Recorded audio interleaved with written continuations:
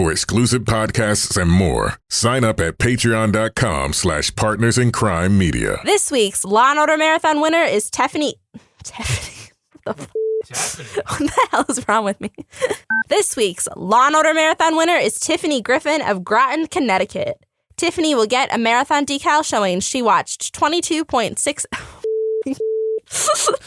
Oh boy, it's gonna be a long day. This week's Law & Order Marathon winner is Tiffany Griffin of Groton, Connecticut. Tiffany will get a marathon decal showing she watched 26.2 hours of her favorite crime show. To be next week's winner, sign up at lawandorderpodcast.com. I'm Kevin Flynn with Rebecca Lavoie and Mark Blankenship, and these are their stories. You think you know who did it, but you don't know who did it. Law and order, law and order, law and order. It's no ordinary police procedural, baby. It's the FNOG of police procedurals, baby. Law and order, law and order, law and order, law and order. These are their stories, these are their stories. Welcome to These Are Their Stories, the podcast about network TV's most enduring crime franchise and the real-life cases that inspired their shows. I'm Kevin Flynn. Each podcast will break down an episode from either Criminal Intent, SVU, or Original Recipe, and today we're looking at The Mothership, Season 11, Episode 8, Thin Ice. So we think these kids killed the coach because they weren't getting enough playing time? Hey, an NBA player chokes his coach, NHL player hits a guy in the head with a stick. How long before the kids do it? Joining me to do just that is true crime author and the host of Crime Writers On and Netflix's You Can't Make This Up podcasts, Rebecca Lavoie. Hello, Rebecca. Hi, Kevin. Thanks for having me on the program. I love having you on the program. It keeps you from complaining at dinner time that I got rid of you. Rounding out the panel is our special returning guest from the podcast Mark and Sarah Talk About Songs. It's Mark Blankenship. Welcome back, Mark. Oh, it is a pleasure to return. Thank you very much for having me. You've got a new project around songs. Tell us about that. I do. There is a newsletter that I've launched called the Lost Songs Project, in which I am recovering top 10 hits that have fewer than 10 million streams on Spotify. I'm writing about what makes them great, what made them popular at the time, and increasingly, I am interviewing the artists who made those songs. And you can find that at lostsongs.substack.com. If you like music, I hope you'll join me there. Give me an example of a song. I've done Everything for You by Rick Springfield. His follow-up single to Jesse's Girl rocks just as hard, unexpectedly written by Sammy Hagar. And I dove into the fact that Rick Springfield is now kind of an honorary member of Van Halen. Who would have thought? Who would have thought? Amazing. So, Mark, the Mothership is back. They've been trying to soften the corners on lead detective Frank Cosgrove. He was more ambiguous on his views of modern policing last season, but this year he's kind of indicating he doesn't agree with racial profiling and more problematic treatment, although he's still sort of old school cop. I like Jeffrey Donovan, the actor, a lot. I think he's got a lot of charisma. He could be a good Briscoe type character, but it doesn't matter if we don't like the actual character, right? No, I actually think that Law & Order original flavor is at its best when there is friction in the relationships and friction between us and the characters, because that makes it feel like the show is engaging with complicated ideas more than it's just soothing our need for for crime-based entertainment. I really like his new partner, though. Who's that? Jalen Shaw. Yes. Why do you like him? He's gorgeous. He's huge. He's a monster. So embarrassing, but that is why I like him. You like him. And honestly, he's been beautiful since he played a character named Eggs on True Blood. And any opportunity I get to see this man on my screen is an opportunity I will take, regardless of the show, the medium, the story, the time of day, what have you. I do follow Makad Brooks on Instagram. It's So do I. It's a lot of beefcake on his Instagram. It's a lot of him standing around in clothes in front of like things. Standing around in clothes. Standing around in clothes. Oh, that's a shame. No, he knows he looks good in clothes. I'm just going to put it like that. Yeah. He knows it. So with all this stuff scrambled, I'll ask Mark again, of all the franchises, which two cops are your favorite detective team? Favorite Law and Order detective team. I just love Briscoe, obviously, because I'm a human being.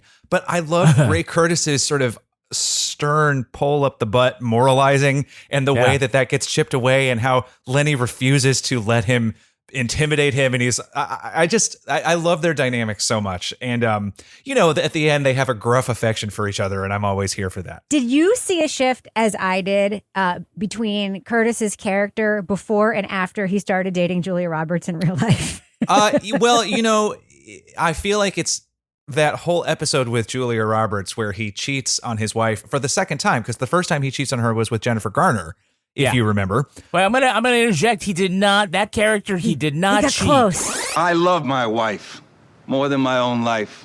I betrayed her trust once, just once. But with her love and with God's help... Your Honor, would you direct the witness to answer the question? I haven't been unfaithful to her since. He let Julia Roberts' character take a shower and he walked away. He didn't do Oh, okay. Well, he definitely cheated on his wife with Jennifer Garner. Yeah. After the execution at the end of season 6. But then you're right. The Empire episode with Julia, fine, ambiguous. But yes, Rebecca, I do think that he changed. Whether or not it's because of that relationship, I don't know. But he certainly went into a dark night of the soul with regard to his own moral center, which made him very interesting, I thought. And Mark, who is your favorite prosecutorial team? Favorite Law and Order District Attorney Prosecutorial Team. That would be Jack McCoy, certainly. And I'm going to say, honestly, Abby Carmichael, because I think that she is just flinty and fabulous. So clearly, season 9 is my all-time peak because all of these people are on there. But I have just always loved the scene where Jack brings back lunch for them, and he says, I don't know what you like to eat. I got ribs and salad. And without missing a beat, Abby says, great, I'll eat, you graze, and hands him the salad. And he's so flustered by that. And I just love that she can do that, because Jack at that point is so used to being a bit of a Lothario. He's the bad boy on the motorcycle. He's got cool nephews who play video games, but Abby doesn't care. And I love that. Angie Harmon said she'd be open to a return, a guest appearance on the new Law and Order. And it's not because she's a lesbian. Is this because I'm a lesbian? No, she's not a lesbian. All right, now let's take a look at the first half of this episode. Law and Order Season 11, Episode 8, Thin Ice. Well, some people will do anything to get a parking spot. A mom calls 911 after finding a man beaten to death in a garage. The parking attendant said no one else was around early Saturday morning when Russell Kreider was beaten to death. ME figures the assailant stomped him while he was on the ground. His cheek and jaw were broken by blunt force, probably not a fist. And no one heard anything? Third floor of a garage on a Saturday morning is pretty deserted. Any prints from the car? So far, no hits. When did the ME say this happened? Preliminary report puts it somewhere between 7 and 8:30. On a Saturday morning. So what is this victim, an early bird or a party animal? Briscoe and Green discover Kreider was a youth hockey coach who just left an early morning practice. They learn a second 911 call came in from somebody who probably saw the assault go down. The police department audio analyst says the voice print is that of a teenager. The detectives start quizzing the hockey players about who might have had a beef with the coach. A kid with all of his teeth. You haven't watched any hockey? Okay, all right. All of his teeth says some guys have been griping about not getting enough playing time. They get a warrant for Keith Taylor's house and find a hockey stick with the coach's blood on it. Then get a digital voice match with the 911 call. They charge Keith with the murder, and his attorney says the fight was self-defense. Carmichael looks into why there was bad blood between them and find out that Ken's father, Ray, convinced some scouts to come to the game, but the coach benched him for rough play. She also learns Ray was a hothead who screamed at kids and argued with parents. McCoy invites father and son to a conference where he says he'll charge Keith as an adult and seek hard time, and that's when Ray confesses it was he who beat the coach to death. All right, so Briscoe and Green start by asking the assistant hockey coach about Kreider being stomped to death. He was a great guy. He loved coaching. You know, him and Carmen had a hard time having kids, and the hockey was sort of made up for that. Oh, geez, who's going to tell the team? Who's going to tell the team? You mean tell them you just got promoted? Oh, kids. Kids, gather around. I'm the boss now. Yeah. Before we play, everybody turn in your hockey stick. By the way, Coach, and I guess I can call you that now, I'm sure at least one player is already aware that he's dead, so your job just got a lot easier. Because I've got some bad news. You look around like, who already seems to know? Yeah, that's actually a really good point. Who's slouching a bit in practice today? Yeah. It's like something from a Charlie Chan movie. You know, as I brought you all here. Hey, everyone, I've got a killer idea for today's practice. And whoever looks up, there you go. Any idea why the coach isn't here? Any idea? I know. Anybody want to beat me to the punch and answer this question? Anyone? The 911 operator says that he can't trace the call because of these cheap cell phones. I think they say Sprint, right? They actually say Sprint is too cheap to pay for it. That's what I remember, at least. Then Sprint still is. So not much has changed in 20 years. But they do have a recording of the call, which is all staticky. What's your emergency, please? Where are you calling from, sir? Sir, I can barely hear you. The sound quality sucks, but it's still better than that Meghan Markle podcast. Touche. That's very good, Kevin. Yeah, it's pretty. Someone's listening to one of my side projects. The Celebrity Podcast. Correct. Yes. And it was very embarrassing, the sound quality on that. I have a question. Yeah. How lazy are New Yorkers that literally everybody thinks 8:30 is early in the morning? On a Saturday? Everyone is like, whoa, between 7 and 8:30 on a Saturday. Wow. Whoa. You guys are some early-ass risers. I'm like, what is the matter with you people? The sun is up at 8:30 in the morning. That's when I'm in bed reading The Atlantic and going through my thoughts about the week. I'm so glad that you mentioned the voice print that they had to get, because this episode carries one of my favorite Law and Order tropes, which is the nerdy tech person who works in the police department. There's just an endless supply of people with chunky glasses who are there always to give you curt answers to your questions about tech. And inevitably, they always say, it's an 80% match. It's an 80% match. And this guy actually does eventually say it's a perfect match for the killer's voice. But I always think of it as sort of like a giant empty concrete pool just filled with these folks. And then every now and then they're like, come on up. We got a case for you. And they're like, okay. Anyway, I just love it when these people appear. Yeah, if you're the police department audio analyst technician and you pull the Saturday morning shift, you're probably not that good. That's a great. He's like, I'm going to stop editing my podcast now and help you out with it. I mean, it's 9:15 on a Saturday. You should be grateful I'm even here. I could be at home reading The Atlantic. Exactly. What is Ross Perot up to now? Yeah, but talk about some bullshit pseudoscience. They add a bunch of filtration and processing to change the way the audio sounds. There's a guy. He's bleeding. Where are you calling from, sir? Parking garage. West Side Rink. Sir, I can barely hear you. Look, I'm sorry. West Side Rink. And they're now like, well, let's see if we can match it exactly to your voice from this professional recording studio.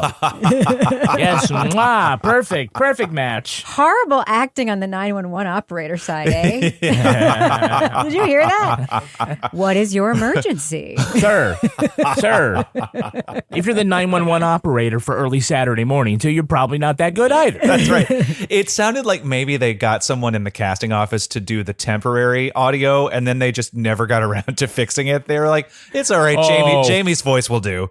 Oh, no, the union would never let that fly. You're right, no. you're right. Well, there are three amigos who are the bullies on the team. Yes. And so these are the ones that have been complaining about the ice time. And so Briscoe and Green go to talk to the principal at their school. You know how jocks get, like they own the world and nobody better get in their way. I was in the chess club. That's right, nerd. Yeah. I also feel like they said to that actor, play it gayer. Gayer and bitter, more gay and more bitter. Go, more. I don't know. He's like, oh, no, there were no cheerleaders to finger bang for the chess club. All I had to do was develop a personality and a worldview. in a worldview. You know, whoever controls those 4 center squares controls the game. But the jocks wouldn't know about that, would they? They're too busy having everything handed to them. They don't even subscribe to The Atlantic. Yeah, they don't have to have a vibrator in their butt to know which moves to make.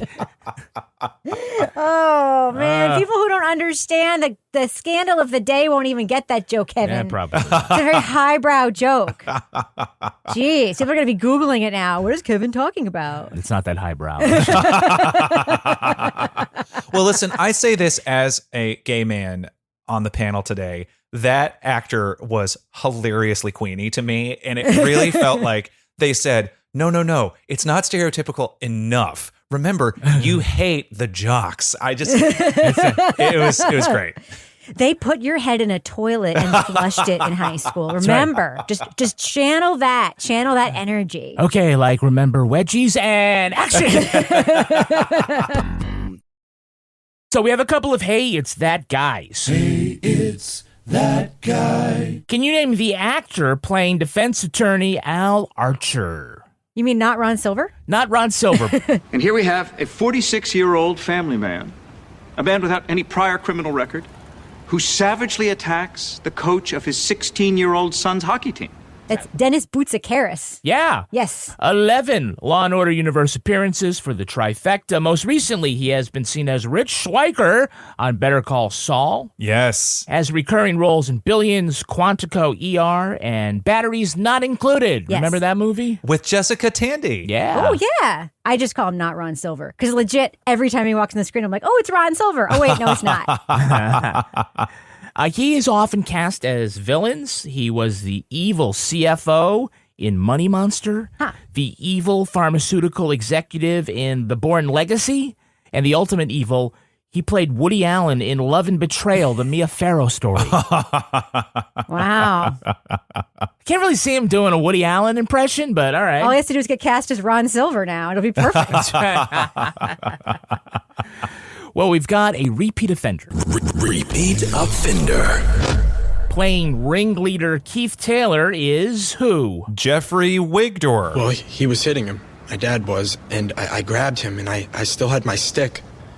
And he took it, and he hit Coach. You'll remember him from the SVU Pregnancy Pact episode called Babes. He played the culturally problematic white DJ Dizzer. He did? Yeah, you remember that? His motto was wrecking decks and getting sex. He didn't have the frosted tips in that episode, though. They had him. I don't know. He was wearing a hat sideways and talking to Ice-T in a way that if I had talked about it, it'd be the last episode of the show. It was appropriation. Let's put it that way. Wrecking decks and getting sex. Yes. Being a rapper and getting snapper. Yes. We had a million of them. I Yeah, just you leave did. them there. Yeah, okay. You did. We also get to see somebody before they were famous. Before they were famous. Making his primetime television debut as youth hockey player and narc is who, Mark? Jesse McCartney. You see, the coach always played everybody, even the kids that weren't so good. And I guess the guys from Walcott weren't too cool with that. Yeah, he's also a repeat offender. We've had him on that same show, the Pregnancy Pact show. Really? He was the boy who didn't get sex. And so, yeah, right. He was not wrecking any decks or getting any sex. No. Okay. No. He got hampered trying to get snapper. Yeah, you remember he was like the head of the Chastity Club? Yeah. Who doesn't love the Chastity Club? The chess club even beats the chess Chastity club, Club up. Yeah. At least there's a chance we can finger bang someone. Right. All right, who's the guy playing Josh Fielder, the hockey player who explained all about the scrubs and whatnot? The scrubs. We were so close to making the playoffs, but Coach Kreider went to the scrubs.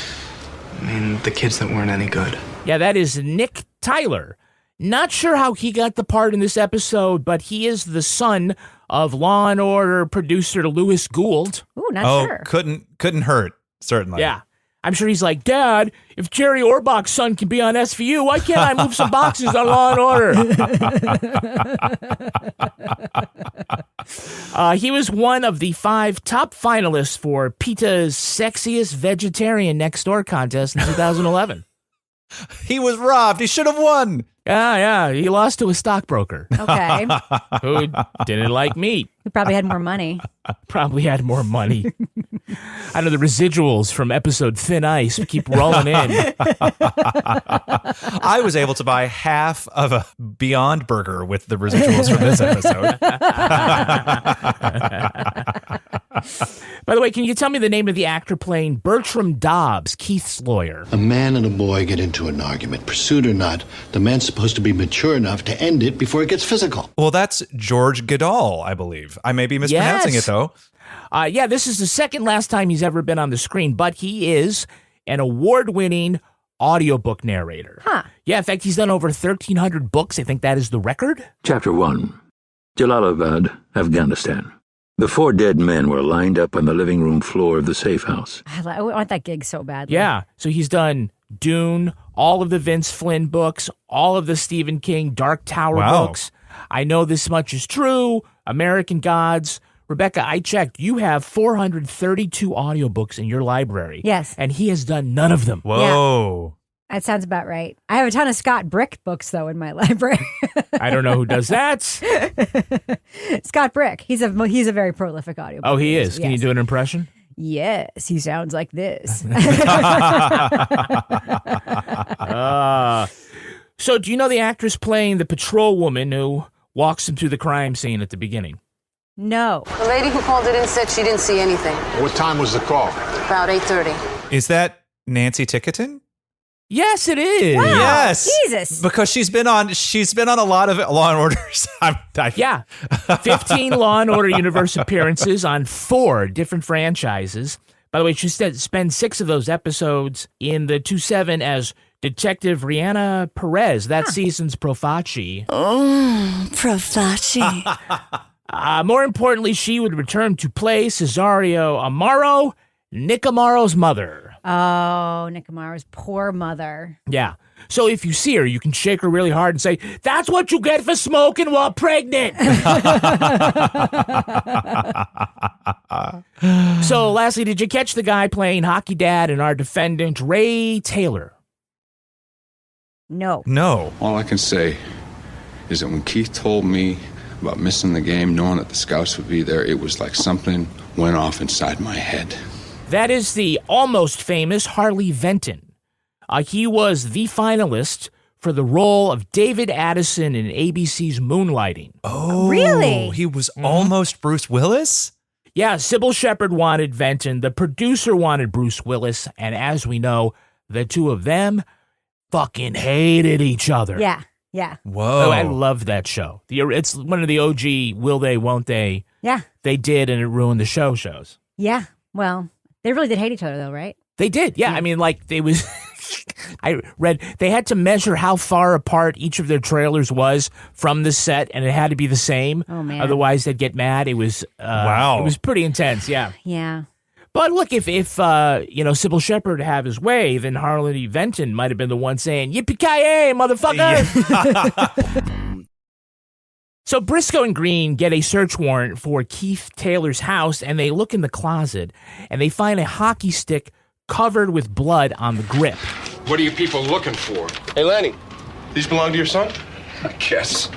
Take a look at the top of this one. What is it? My son did not do anything. Looks like it could be blood. Here's an idea. Don't bring the murder weapon home. Because it's not like that there was just a little blood that you would need a microscope to see. It was like someone had taken beet juice and poured it on that thing. Like, hey. Okay. How expensive are these hockey sticks that you can't throw one out and go to Sports Authority and get another one? You can also, by the way, just take the tape off and retape the fucking thing. It was just, how expensive is the tape that they're like, cheap. No, your grandmother didn't survive the Depression for us to waste good tape. So, like, you're just going to show up at the next practice after everybody knows the coach was beaten to death. Yes. And you've got blood all on your hockey stick. Yes. That's like Robert Redford in The Natural showing up at the game and there's blood all over Wonder Boy. Pick me a winner, Bobby. Yep. These kids really aren't hockey players because their hair is too good. Yes. Dad's, however, not great. With the ponytail. The ponytail, yeah. Yeah. But the mullet, there was no mullets. Everybody had their I'm sorry. teeth. The lawyer had a mullet. There's a lot of hockey hair happening with the non-hockey people in the show. That's interesting. Lawyer had hockey hair. McCoy had a slightly hockey hair situation going on in this episode. None of the kids. You know who else had hockey hair was the father of the other kid who was mad that kids don't learn how to compete these days. He had hockey hair too. Correct. Yeah. That next generation. Kids these days aren't willing to put in the work and get that hockey hair going. Yeah. Speaking of rough hockey players, Abby Carmichael goes to that assistant coach, who, by the way, is the coach. Yes. And she asks, Why didn't you tell the police about this? Because I never imagined kicking a kid out of a hockey practice could lead to a man getting killed. that would be the first thing I told the cops. Right? You have the motivation to kill him, coach. Right. Why don't you just throw somebody else under the bus? Yeah, seriously. That's true. Did anybody else notice how convenient it was that the dad who had been roughed up in the stands happened to think, let me grab a video of this?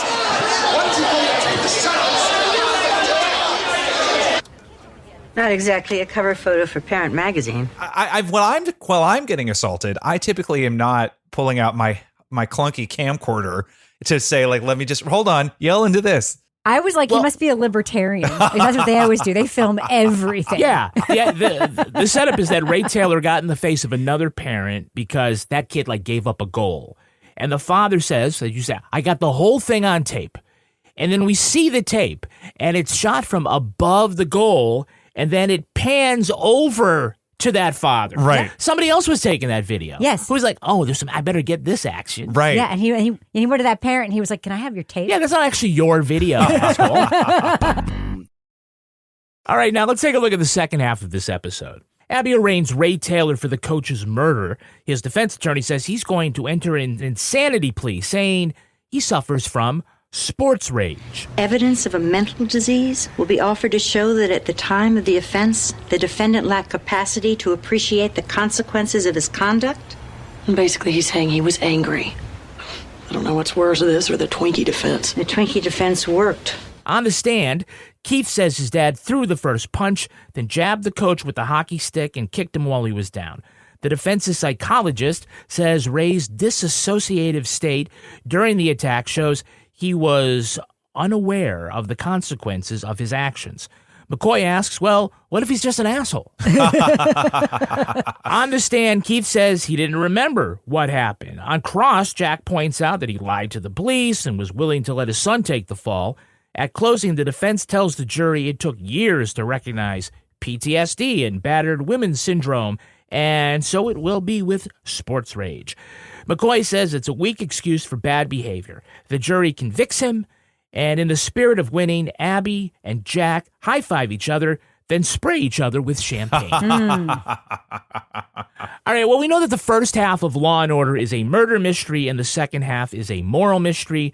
In this case, it's more like one-third murder mystery. I would say this is not a fantastic episode. When McCoy and Carmichael show up in the 15th minute of the episode, and the trial includes closing arguments for both sides, you get the feeling they wrote 39 minutes of television for 42 minutes of airtime. We also didn't get a lot of payoff to a very important part of the story. Mm-hmm. We hear at the beginning that these three kids, Keith and his two friends, are super dick bullies. We see zero evidence of that. Keith is super nice the entire time we see him on screen. He makes the 911 call when the dude's in trouble. He cries the minute his dad starts to confess. He's clearly has a wonderful relationship with his parents. We get zero evidence of any of the stuff we are told any of the time. So it's like they cut stuff. I don't know if they only wrote that much. I feel like they cut too much, and then there was nothing to cut. What else do we have to put in here? I agree with you. It's a lot of missing pieces, in my opinion. Agreed. That whole side plot we usually go on, the misdirection plot, isn't here at all. Well, also, I felt like even the way that they handled the early misdirection of the gate attendant was so awkward. I just went down to buy a lottery ticket. Okay. I don't know. There was just something that was so rapidly dispensed with, and there was, all of it felt very rushed to me. I think that's correct. I will say that I don't think they actually made a good case about quote unquote sports rage. Oftentimes in Law and Order, they'll come up with a unique defense. They'll say something. There was one like saying, oh, no, he's a racist. He has a mental illness. And they make a case for that. And you kind of understand the legal logic to it, even if you don't agree with it at all. Right. In this case, I don't feel like they really made a great case for the rest of us going, oh, yeah. I mean, they say, yeah, parents get crazy out there. Yeah. They don't really kind of, I don't know. They had an expert come on. I just didn't feel like, oh, maybe this is a winning defense argument. They just described men. Basically. Yeah, there you go. Well, and there have been so many episodes of this show that deal so well with the way that fathers can warp their children.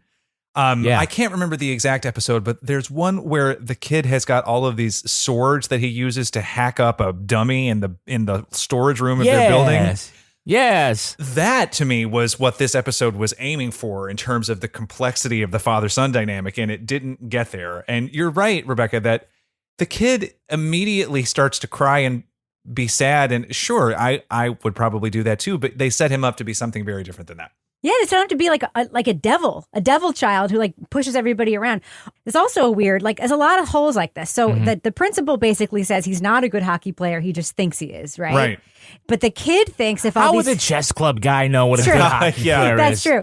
But the family seems to think if all these scouts come, it's going to mean his whole career. So like, are the stakes high? Aren't they high? As a viewer, you don't really get a sense of whether or not the stakes were actually very high. Pro scouts don't come to a rec league. That's right. Yeah. It's like a lot of weird shit like that. You're like, oh, we're looking for a goon enforcer for our AHL team in Saskatchewan. Plus, like, there was a 12-year-old kid playing with a high school kid. Yeah. This was a very inconsistent. And did you see that the speed of play in that video? It did not exactly look like a highly competitive No. game. It reminded me of that video from Russia where they showed Putin scoring a goal and the goaltender just falls down because he knows if I block this, I'm going to Siberia.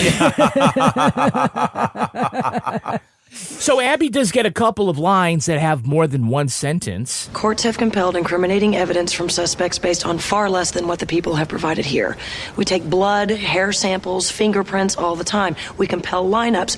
I just don't see the difference.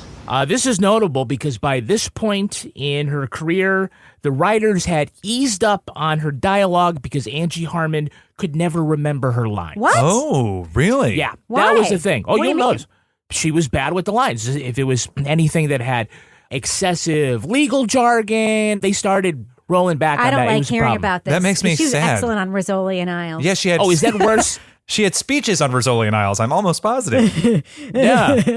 They probably had a little thing in her ear and they were just dictating it and she was saying it out loud. Is that really worse than hearing that Michael Moriarty had to look people into a pie plate instead of looking people in the eye? No, but I also don't understand it. Also, it doesn't ring true to me. I'm going to be honest with you. It sounds like something you would say about somebody that you wanted to fire for a different reason, in my opinion. Well, she didn't get fired. She just walked away.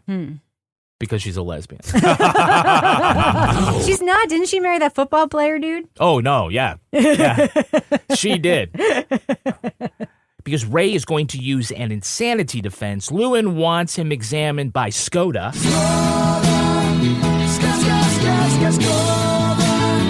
It never gets old for me. But McCoy says, look, I don't want this trial to be about experts. I'm not going to call him. Meantime, I'm sure they bring in Officer Ira Glass to talk about the vocal print. Right. Yes. Don't have the expert that everybody will know.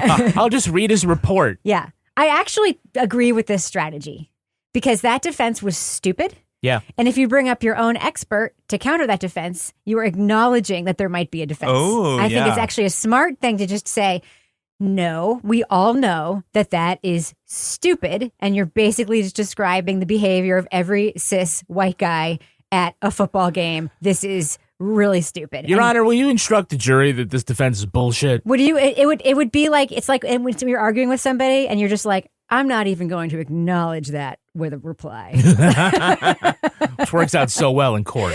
You know, another thing that was striking about the expert that they did put on the stand was that all McCoy had to ask was, if the defendant's dissociation began after the fatal blow, would he be responsible for his crime? Yes, he'd be responsible. Nothing further. And the expert was like, oh. He didn't even say anything. And I just think, wow, this defense attorney is not really earning his fee if he didn't think to prep that particular question before the guy got on the stand. Right. Or is this a condition that is in the DSM? It's being considered. It's being by considered. me. I'm not even on the committee that's writing the book, but whatever. I'm writing a postcard. If you look on the back of this Denny's menu, you'll see that I've written out a note explaining that it should be included. He says, like, things like the PTSD and what at the time they called a battered woman syndrome. These were things that weren't identified and codified at some point, but they are now. Yes. And I thought, yeah, well, sports rage. What about CTE? Yep. At the time, in 2000, 2001, we didn't know anything about CTE. True. And if, let's say that Ray, had gotten hit in the head several times playing hockey as a young man, might there be a defense here? There was just an episode about that. Right. On SVU. I mean, he'd have to be dead in order to, diagnose it when they look at his brain, but maybe. Maybe not. All right. That being said, he still did murder a man with a hockey stick in a garage. Yeah, that's true. Over a hockey game being not having his son played in. I mean, come on. So in the closing scene, we have seen this a million times before. Back at the DA's office. Works so hard to see his boy succeed. Ends up having to watch it all through prison bars. Nothing like winning. They celebrate with these lead crystal glasses filled with scotch. And McCoy has one. And Lewin has one. And Carmichael is holding a pint of glass with draft beer. Yes. A pint glass. Is there a kegerator at the DA's office? That's what I was wondering. They have beer and beer glasses? HR has got to be aware of this.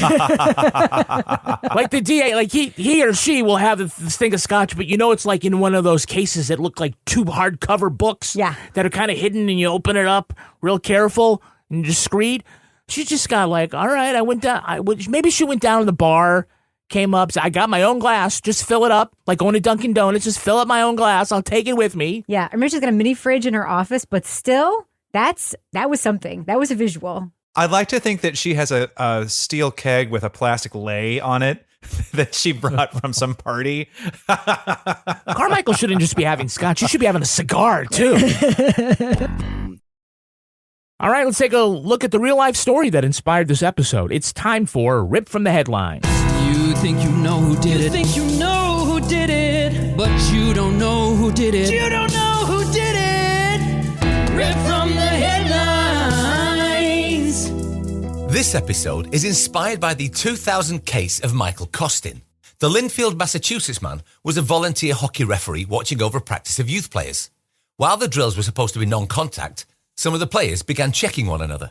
The rough housing upset Thomas Junter, who was watching his son play from the stands. He argued with Costin after his son was hit in the face. The rink manager had to throw Junter out of the building, but after practice, Junter returned and pummeled the much smaller Costin when he left the ice. He beat the referee unconscious in front of 36 children. The attack ruptured an artery in Costin's neck. After several days in a coma, he was taken off life support. The attack symbolised the growing problem of parental violence in youth sports.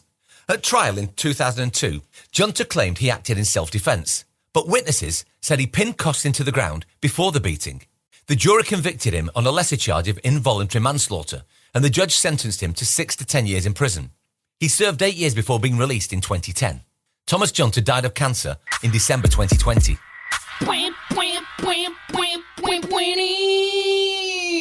So the latest fatality in youth sports happened in Dallas in August.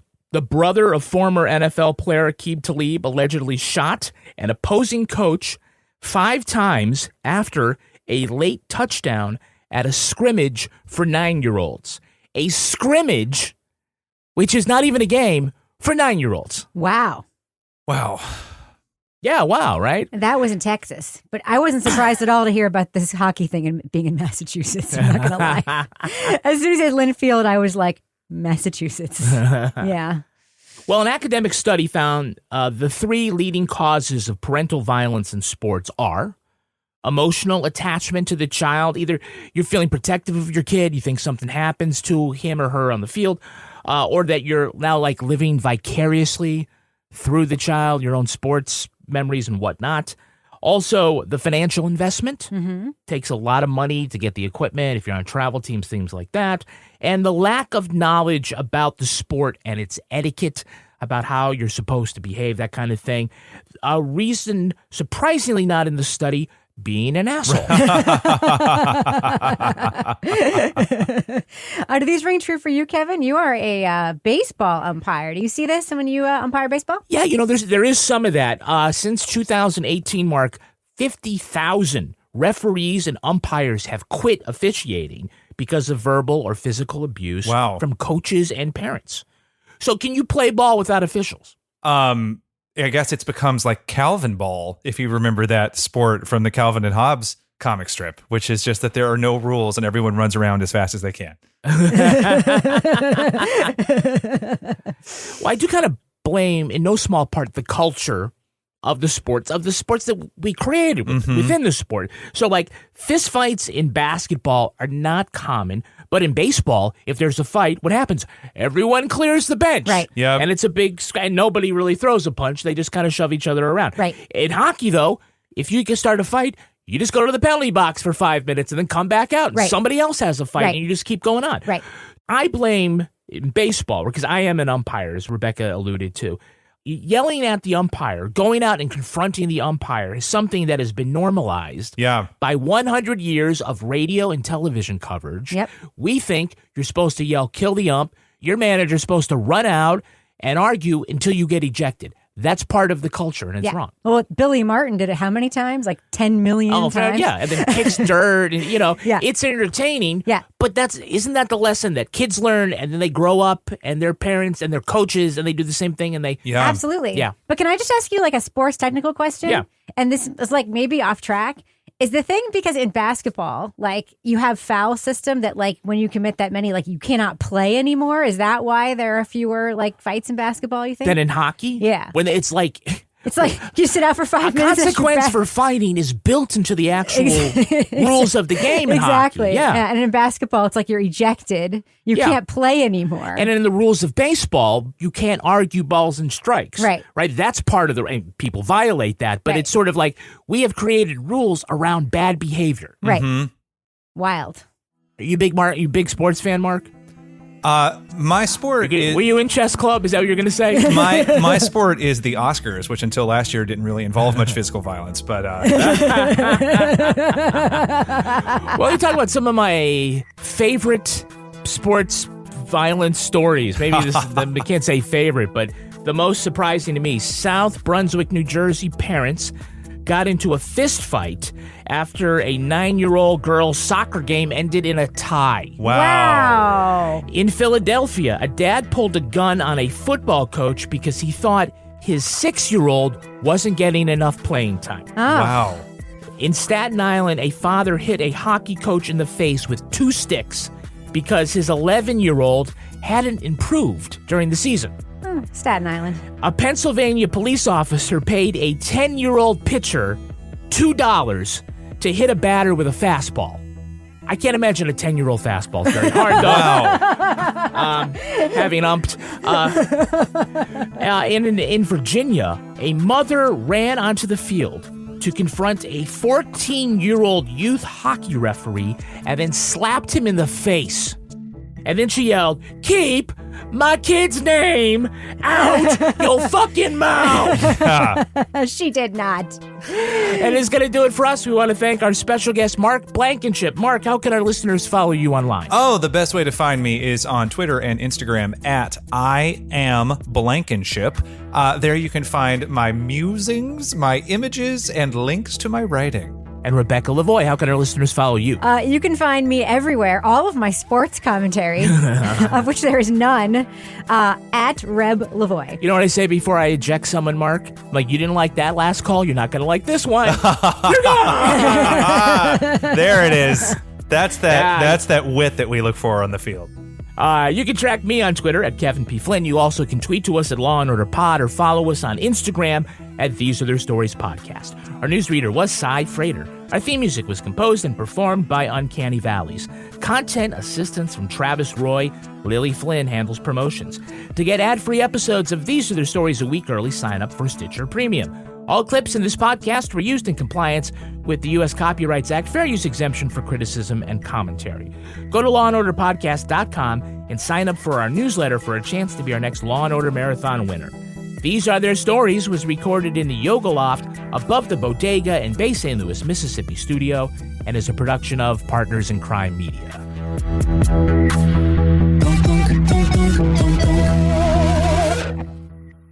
Partners in Crime Media.